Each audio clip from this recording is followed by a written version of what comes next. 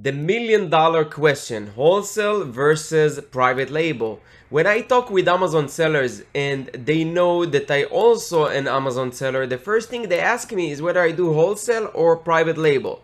And if you're just starting out or just want to check other options, then this video is for you, because I'm going to break down what are the pros and cons for wholesale and private label, and also share with you what I do as a seller.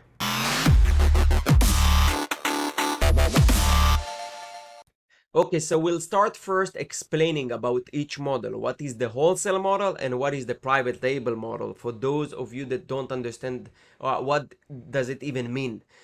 So if you're an experienced seller or already know what those mean, you can move forward to the videos and check what are the pros and cons for each type or model.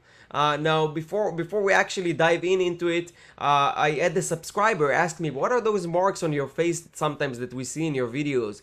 And I explained them that it's come from Brazilian Jiu-Jitsu that I train every day. So it's a martial art, it's a full contact sport, and you get those marks on your face sometimes because like you have people sitting on you, or have the gi or this uniform kind of rubbing in your face, or someone choking you. So that's the reason. I'm not getting into street fights if that's what you think. But what is the private label and wholesale? Let's start with the wholesale. So wholesale means that you buy other brand products, and you sell them. You sell them on Amazon or on other platforms, and basically it's allowing you not to have a real brand or develop something from scratch and just jump on other people products on Amazon. The private label means that you take product or make invention of something from scratch, and you bring your own label to it, you put your own logo, improvements, and you sell it under your name. That's what each model means. Now let's jump into the pros and cons for wholesale. And excuse me if I'm looking at the screen, I just want to make sure that I'm focused during this call and kind of sharing with you everything. So let's start with the pros. The first one would be that markups are very profitable. And let me give you an example. So let's say you sell a Colgate toothpaste, right? And it sells on Amazon for like $8. And you buy it for like $2, and then FBA fees are and referral fees. Those are the fees that Amazon is charging you to ship the item. Referral fees and to handle everything for you are like $3. Then it means that the cost of goods, the COGS, is like $5. Let's say another $0.50 would be added for transportation from the distributor or from you to Amazon warehouse. Let's say it's $6 total cost. Okay, another dollar. So that means that you left with $2 profit per unit. That means that let's say you sell 100 of those, you made $200 profit a day. That makes it very profitable, right? So you, of course, you have to choose the right products that have enough volume and not a lot of sellers, and that's pretty much the art. But I'm trying to give like in overall what it means. Second one, the products that you may resell are already well known with a lot of people and familiar with a lot of customers. That means that getting sales is relatively much easier than creating awareness and creating brand and explaining people why your product is good and driving traffic to listings and doing all this work that you do with private labels. So this is definitely a pro because people already searching for those terms. They're searching for Colgate toothpaste, or they're searching for Coca-Cola or for Nike or whatever you decided to sell. So that's really a pro. Since supply is in bulk, running out of stock isn't as likely. But that's not the only reason. The main reason is that you're buying those items in the US. And being out of stock, it's harder than when you buy items from China, where it takes like 90 to 100, maybe sometimes, let's say 60 to 120 days in average to get the item from China to here. That's make it like an art to make sure you're not getting out of stock, or it's, I would say, easier to get out of stock because of those limitations. But when you buy from a supplier that is located like 30 minutes away from you, it makes it much easier.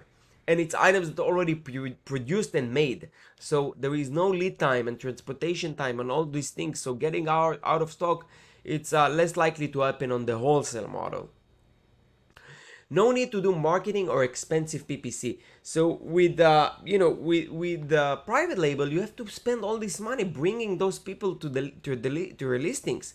On wholesale, like we said, and no, the traffic is already there. These brands already doing brand awareness and marketing, usually outside Amazon, but sometimes in Amazon as well. And you can just enjoy those this high volume traffic that they already get and make those sales without spending a lot on marketing. Whatever sells, sell. Whatever doesn't, doesn't. And with private label, you constantly have to do it in order to keep your ranking and in order to keep the sales velocity. So that's definitely a pro. Let's go about the cons for the wholesale model. So sometimes getting a wholesale license or a tax exemption, we call it, and resale certificate might be a little challenging. I actually have videos about it on my channel, so you can check those videos. I'll try to put links in the description. But for people or foreigners that are outside the US, it's becoming very challenging and it's an obstacle for a lot of sellers. Competition can be fierce and markets get saturated. So with wholesale, you're fighting with other sellers on the buy box. That means that you have a lot of people fighting on price to be featured on the buy box. And the buy box, for those of you that don't know, it means that who is featured on the add to cart and buy now bottom as the seller for this item. And it's not always rotating, but it rotates based on many factors. I think I have a video about that too. But if not, it could be definitely like a whole topic for a video to talk about it. But you fight with a lot of other sellers on the buy box, so it's becoming harder and harder. Um, it's not really possible to start small anymore because of the end of the day because you need to order in bulk. So unlike our retail arbitrage or online arbitrage where you can start small with $50 or $100, buy some goods, sell them, and just scale it. When you do directly the wholesale and you buy in bulk, you need to buy in bulk in order to be profitable, in order to get those deals. So it's not, you can't start small buying 2 pallets, 3 pallets. It will require more investment from your end. So that's a con. And the last one that I wrote here, and by the way, those lists are the most important points that you need to know. I'm sure that there are more points and pros and cons for each method. But the last one is that a lot of people, companies, and brand owners will reject you. So you have to be ready mentally to be rejected a lot. It's like you're doing sales. You have to approach so many people until you're getting yes. And that's sometimes hard. So if you're not this type of person where like to call like me, I don't like, I try that. I don't like to beg to companies and brands and just like say, yeah, would you sell me your items, please? This you have to convince them. I don't like to be dependent on other people, and we'll talk about it. But if you didn't figure until now what I do the private label, and I think we'll explain later why I choose it. But I definitely recommend to do the private label. But let's touch on what are the pros for the private label. So first of all, you build a brand that you got the control.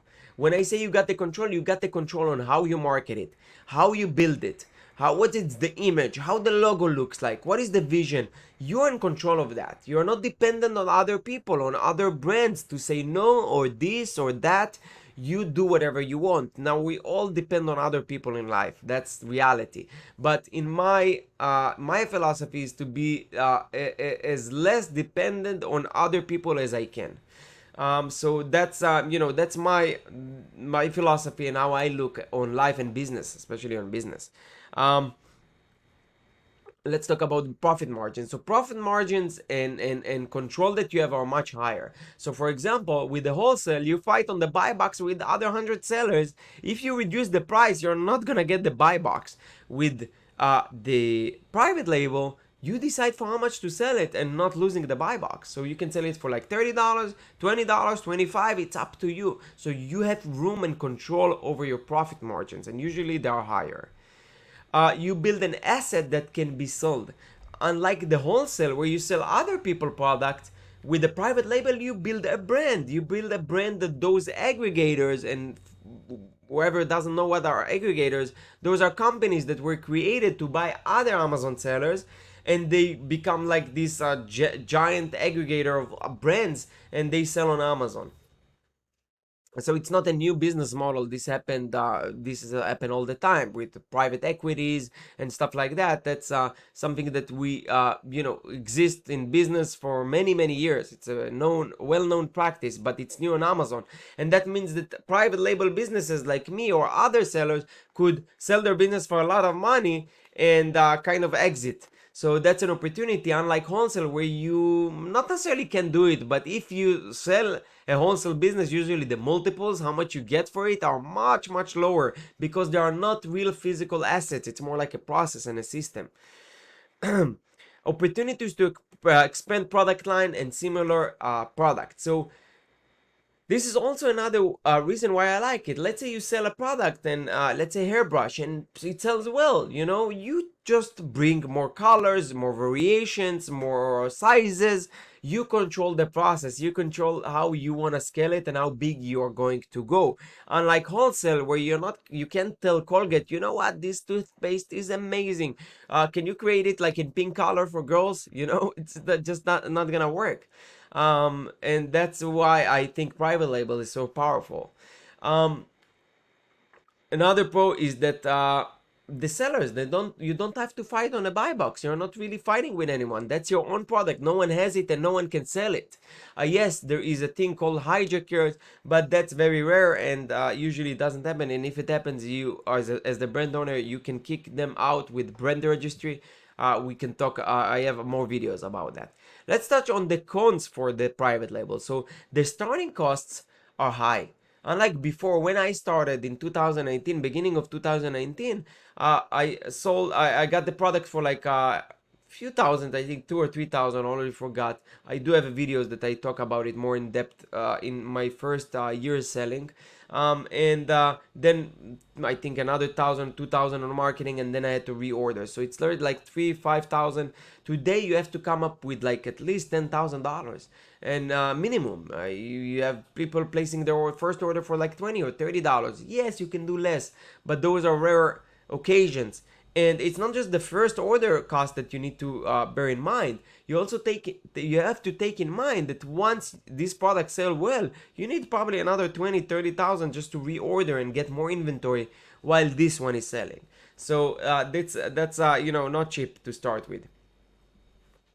You need to have an additional efforts like creating packaging, social media, brand awareness, and so many moving parts in your business, unlike wholesale where you just focus on operations. You just focus on bringing these good deals, right? On private label, you're bringing a company, you're building a brand, and that involves a lot of work. And I can tell from my own experience, that's what I do all day, just trying to think how I can make my brand look better. And that's continue to the next point, that the entry barrier is bigger. Most niches are saturated now, so the bar kind of raised, so it's harder and harder to get into private label. It requires more investment and more seriousness, and professionally and be professional seller or company. um, Unlike before, where you just bring an item, it's good enough, and the messaging and the marketing is okay, and you could sell. Today, it's much higher. You have to look at it as a real brand, as a real company, and you have to stand out from the rest. Because of the competition really raise the bar, you have to raise it as well. So it's not that easy as before. And the last point is that your cash flow slave, and your money and profits sitting or are kind of stored as inventory. So people sometimes see these private label numbers, even my numbers when I share them, and you see 50,000, 60, $70,000 profit a month, but it's not straight to your pocket. This money usually in being invested on inventory. So for example, let's say you make $70,000 a month profit, you have to take this money and reorder for reorder inventory, and usually this inventory takes him so much time to reach Amazon. So until you see this money, it's another 90 days or 4 months, and that's make it very hard on cash flow. You until you see the money, it could take you years. So that's in my opinion, the hardest part on private label business. It's an inventory business, I call it. So it's very hard and challenging, but it's still lucrative in my opinion, and that's what I do. Thank you so much for watching this video and showing all this love that you're giving me through comments and the messages that I'm getting. So I really appreciate it. And please do me a favor by liking this video and subscribing to this video. And I wanted to take this opportunity to have you part of our Facebook group. I'm trying to create a unique Facebook group where I charge actually $10 lifetime membership, and I charge is not to become a super millionaire out of this, because I won't, but because I want to make sure that we only have serious people, and that eliminate all these excuse me for my language, losers and people that just talk. So if you're a doer and if you want to be part of a community that helping each other, and also have access to me. I'm there replying every day for the members that already there. They can tell that, and helping you out in your Amazon FBA business. So if you want to join, make sure that you go to the link that we'll put in the description.